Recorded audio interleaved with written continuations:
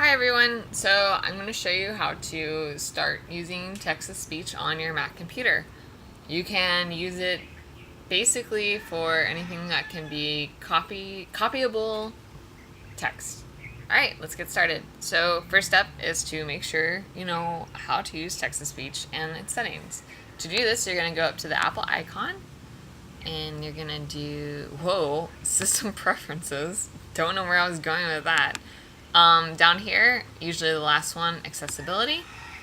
We're going to come up to this side, general, to the menu, and we're going to click on speech. Alright, we've made it. First step, system voice. Alright, so these are the system voices. They're pretty basic. Samantha is the most updated one. You can also come into customize and try out some other ones. Usually it goes by, yeah, so there's like a lot of options. I was gonna say they usually have like accents, but oh, here we go. So here we go. UK English accent. Okay, for English at least. And then I don't want to change it. I like Samantha. She's cool. She's also the most updated one, I think. So her fluency is really nice and easy to listen to. Next is speaking rate, basically, aka the speed of sound. Not like the speed of sound, but the speed of speaking kind of thing. I have it at normal. Actually, I have it a little below normal just because it's my personal preference.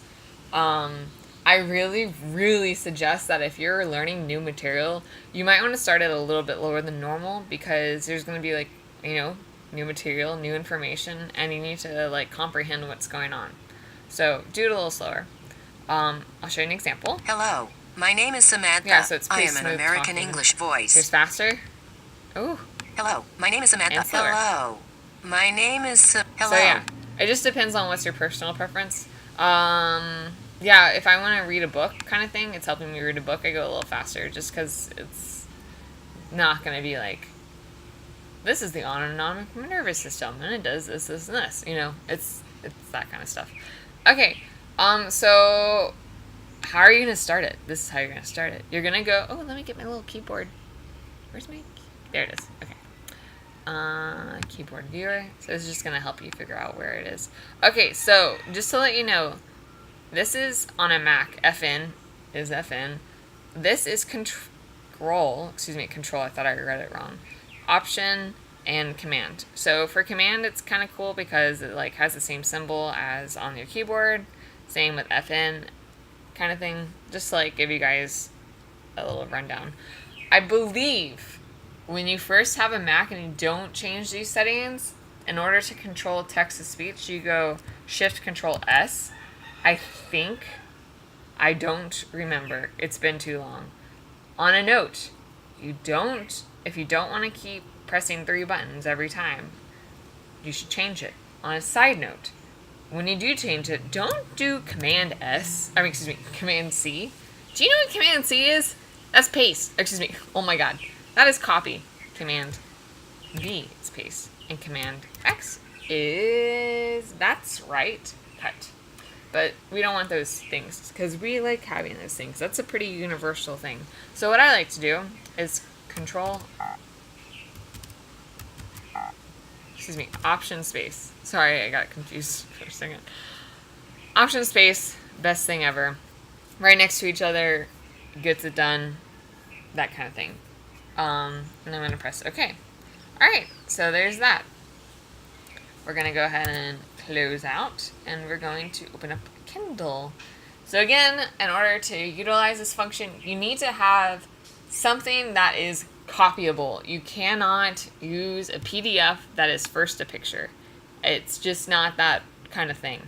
In order to do that, you need to usually load into a certain program, which costs money, or you have to get it through your university, and it's just another thing. By the way, if you want me to show you how to utilize those programs, I have access to some of them. Comment below and I'll give you a little rundown.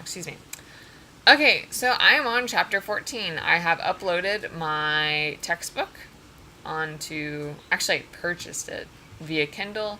I really suggest if you don't want to have a Kindle, excuse me, if you don't want to lug a textbook around and scan it in, that's the only other option. So yeah, okay, let's go ahead and get started. Oopsies. Okay, so here's the first page of the chapter, and what I'm going to do is highlight everything. I'm going to tell you right now, there's going to be some flaws, and we're going to go through them. Alright, first rule of when you're using a Kindle is you need to have everything, you need to have things highlighted that you want spoken to. And, oh my goodness. Kindle has some good times and some bad times. I hope it's a good time right now. And you need to have this pop up. The reason that you need to have this pop up is because the program is telling the computer that it needs to have a function soon. Either within the program with the highlights or outside the program with copy or searching the web, things like that. Alright. Now, you're going to go down to your handy-dandy keyboard, and you're going to pick a function you're going to use the function that you picked earlier. Mine was Option Keyboard. The human body is exquisitely sensitive to changes in its internal environment. Ta-da! Option Spacebar, not keyboard. Okay, so, I don't know if you noticed, you probably did, is that D was T-he, and that's because when you copy T in this odd font, and HE, it's basically two different words. Another thing to look out for is abbreviations. So make sure this is there. Autonomic nervous system. ANS. It doesn't say ANS, it just says ANS. Kind of annoying. That's why you also need to be actively engaged in text-to-speech, because, it's just like, what's the point? It's just like talking. It's like background noise, I get it, but it's like you're here to use it to study with as a study tool. You need to focus on it. Okay, another point to look out for is that when you first open up a program, it's going to read the text up here. It's basically just giving you a source of where the information is coming from. And then, especially in Kindle, after the text has been read, it will again give you a source of information. So I'll highlight smooth to give you an example. Smooth. Married. Elaine N. Home. Okay, and then it ends off with the word that was read as the author information and the source of the text highlighted and spoken to. That's basically it as far as things to learn. Another way that you can use this is you can copy it and then put it in a Word format. And then use text-to-speech there. You can easily take notes that way. That's an entirely different video though. But if you're still first starting off, go ahead and stick to just this. This way you have the figures and you can use it.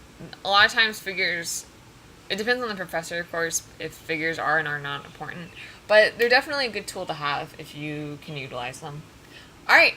That's it. I hope you enjoyed this video. Comment below if you have any questions, and I'll try and help you. Thanks.